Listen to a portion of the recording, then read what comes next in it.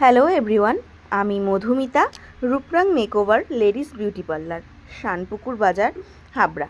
তোমরা প্রথমের পিকটা দেখে বুঝতেই পারবে যে একটা আফটার বিফোরের ব্যাপার আছে। ওটা একটা বিফোর পিক আছে। তো আমি ছবি তুলতে ভুলে গিয়েছিলাম।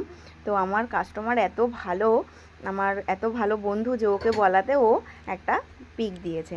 তো এটা করেছি আমি একটা বোটক্স ট্রিটমেন্ট। এটা হচ্ছে যেদিন ওয়ার্ক করেছি সেদিনকার যে শাইনি বা সেদিনকের রেজাল্টের ব্যাপারটা। তো তোমরা দেখতে পাচ্ছ একটা কত সুন্দর শাইনি এসছে।